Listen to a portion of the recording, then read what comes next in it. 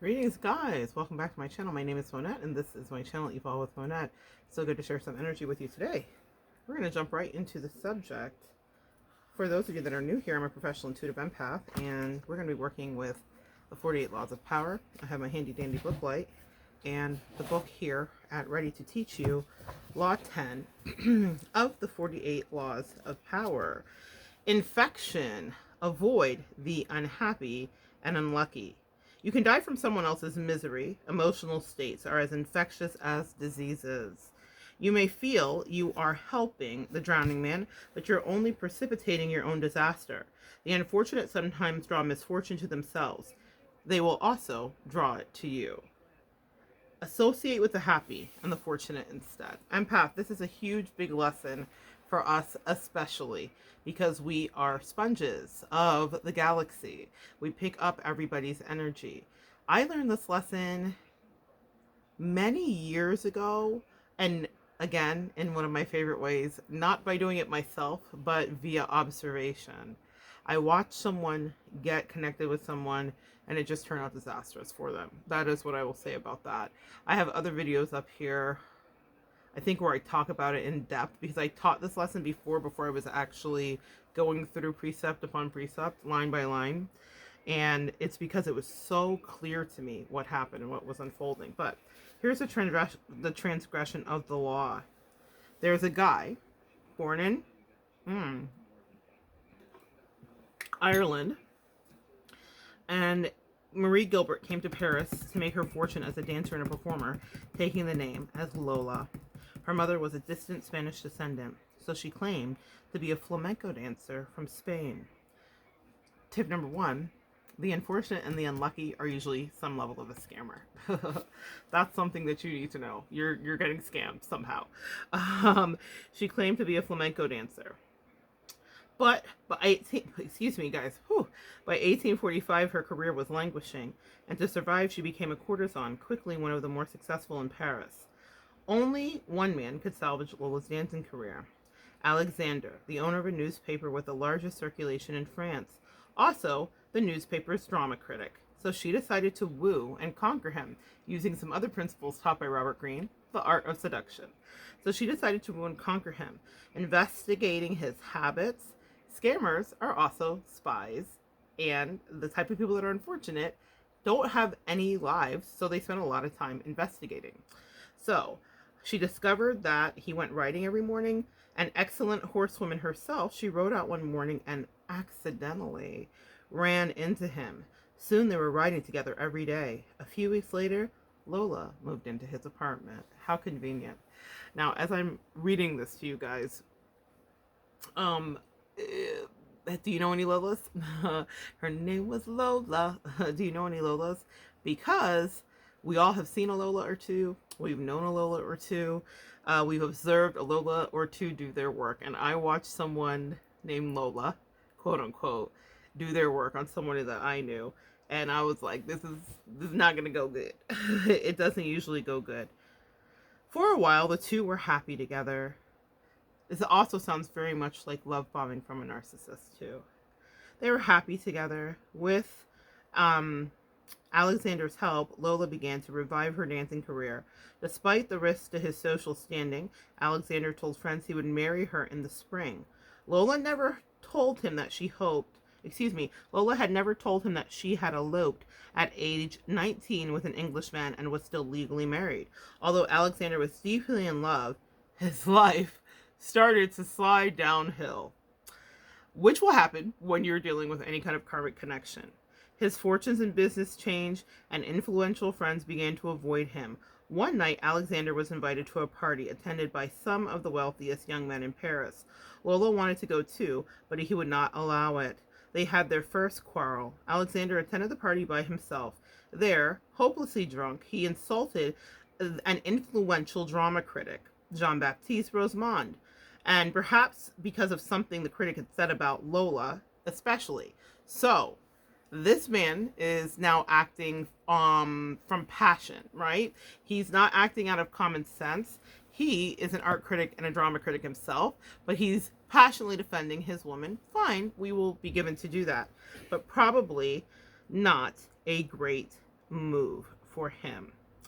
The following morning, the other critic challenged him to a duel.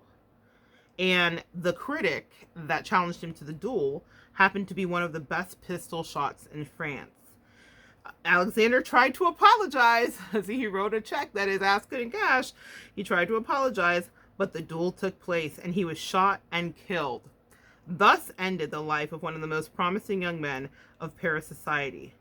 Devastated, Lola left Paris. But wait, there's more. There's always more with these archetypes, is there not? In 1846, so less than a year later, Lola found herself in Munich, where she decided to woo and conquer big ambitions. I love these kind of broads. They have the biggest ambitions. It's fabulous. So she decided to woo King Ludwig of Bavaria. The best way to Ludwig, she discovered, was through his aide de camp, Count Otto, a man with a fondness for pretty girls. So one day, when the Count was breakfasting in an outdoor cafe, Lola rode by on her horse. Hey, Lola was a stallion, huh? She rode by on her horse and was accidentally thrown from the saddle. Now, another thing that these archetypes will have in common is that they will be damsels in distress. Whether they are men or women, they will always have an air of needing to be saved, always looking for just the right person to save them and make them a real, whatever, right? So that's the thing. Okay, so she was thrown from the saddle and landed at this king's feet, or the courtesan's feet. The Count rushed to help her and was enchanted. He promised to introduce her to Ludwig. And so he arranged an audience for the king and Lola. But when she arrived in the antenna room, she could hear the king saying that he was too busy to meet a favor-seeking stranger. Lola pushed aside the sentries and entered his room anyway. What are boundaries? Pushed aside and entered the room anyway. In the process, the front of her dress somehow got torn, perhaps by her premeditatively. She was the first wardrobe malfunction. She has nothing on Janet Jackson and Justin. So perhaps by her, and to the astonishment of almost all except the king, her bare breasts were brazenly exposed. And Lola, of course, was then granted her audience with King Ludwig. Now, listen, in the story that I got to watch unfold, the person that I was watching it played by their Lola literally told me stories of how they would be at work and the person would come up to her and be like, my tag is just weird. Could you fix my tag? And then pull down her full pants and underwear and everything and bare her breast and her top and everything for these really simple things like, oh, I left there's a string on my arm, and then she'd be naked in front of her. So this was so funny to me when I was reading it. I was like, yeah, they don't deviate from the plan, do they? So, anyway, 5 hours later, okay, so she had her king, or she did get her king, didn't she? She had her audience with the king. 5 hours later, she made her debut on the Bavarian stage. The reviews were terrible, but that did not stop Ludwig from arranging more performances. That Poom Poom, what that Poom Poom do? That Poom Poom was on 25, apparently. And that's also another tell people that are scammers and F-boys and unlucky generally probably are some level of good and bad, because that is their one trade that they can cash in. Ludwig, in his own words, was bewitched. So this is documented. I was bewitched by Lola.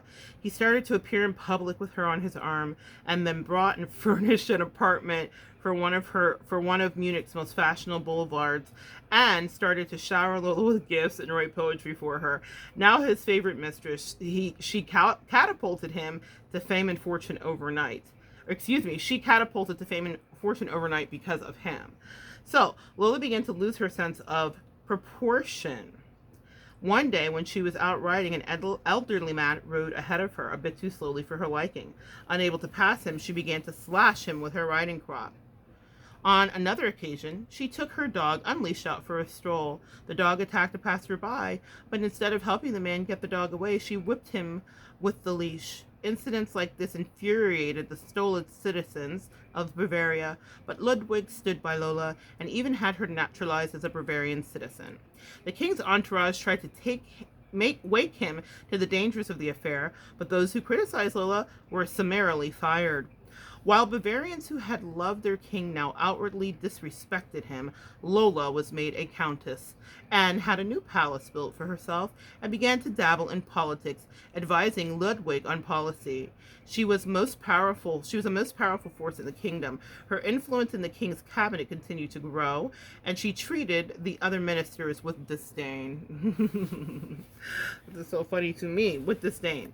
As the results and riots broke out throughout the home and throughout the realm, once a peaceful land, and virtually in the grip of a civil this once peaceful land was now virtually in the grip of a civil war, and students everywhere were chanting to remove Lola. By February of 1848, so like in 2 to 3 years, she's like destroyed this man's kingdom, okay? Ludwig is finally able to withstand the pressure. With great sadness, he ordered Lola to leave Bavaria immediately. She left, but not until she was paid off. For the next 5 weeks, the Bavarians' wrath turned against her formerly beloved king. In March of that year, he was forced to abdicate the throne. Lola Montez moved to England. More than anything, she needed respectability, and despite being married, she still had not arranged a divorce from the English man she'd wed years before. She set her sights on George Heald, a promising young army officer who was the son of an influential barrister, which is a lawyer. Although he was 10 years younger than Lola and could have easily chosen a wife amongst the prettiest and wealthiest young girls of English society, Heald fell under her spell. And what a spell that Lola did cast. That's what the song is after, Lola. Literally, it is. Fun fact, okay? They were all married. They were all married. It's interesting. That's Freudian slip there. They were married in 1849, soon arrested on the charge of bigamy. I didn't even get to that part yet.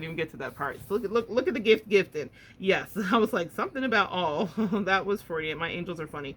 Yes, bigamy. She skipped bail, and she and Heald made her way to Spain. They quarreled horribly. On occasion, Lola slashed him with a knife. You know, the behavior of these people doesn't change. And so she slashed him with a knife. Finally, she drove him away. Returning to England, he found he'd lost his position in the army. Ostracized from English society, he moved to Portugal, where he lived in poverty. After a few months, his short life ended in a boating accident. A few years later, the man who published Lola's autobiography went bankrupt. Everyone this woman touched, she literally destroyed. Actually, absolutely everyone.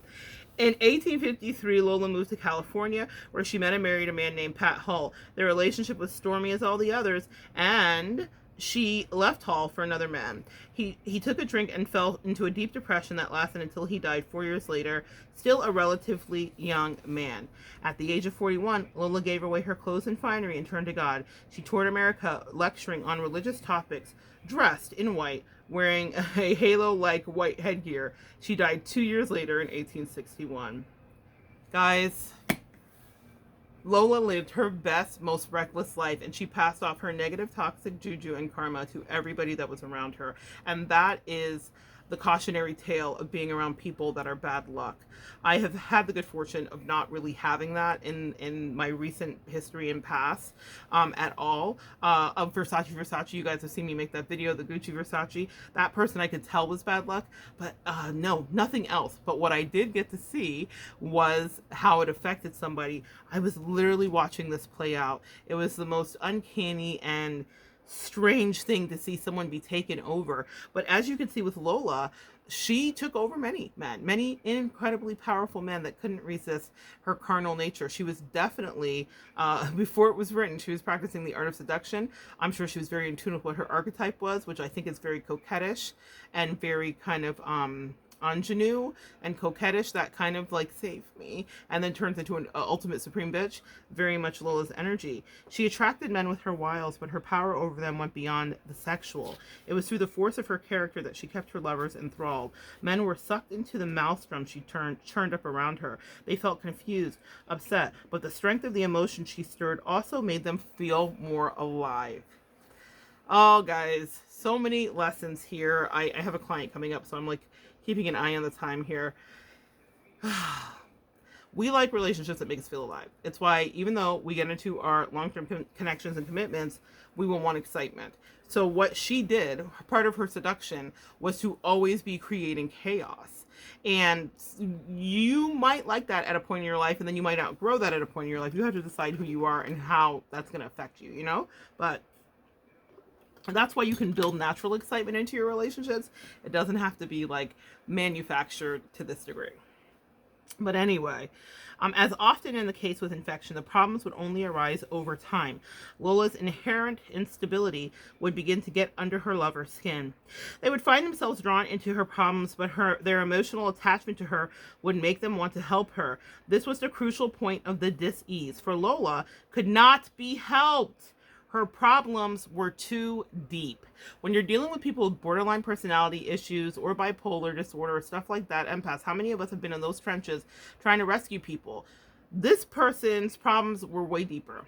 And the person that I observed play someone like a fiddle, she was really not a well person. But until you're in the middle of the shenanigans, you may not realize it. And depending on how powerful and toxic they are, like Lola did, you could wipe out lives, like a wake of lives behind her. So they would want to help her, and she couldn't be helped. Her problems were too deep. Once the lover identified with them, he was lost.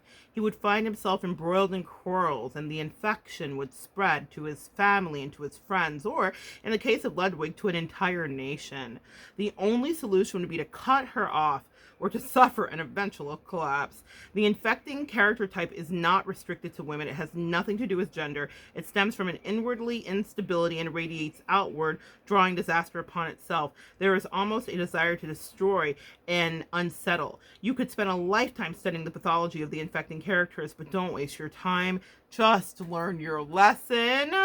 When you suspect you are in the presence of an infector, don't argue. Don't try to help. Don't try to pass the person on to your friends, or you will become a mesh. Flee the infector's presence or suffer the consequences. I'm going to tell you that there has no greater advice been given.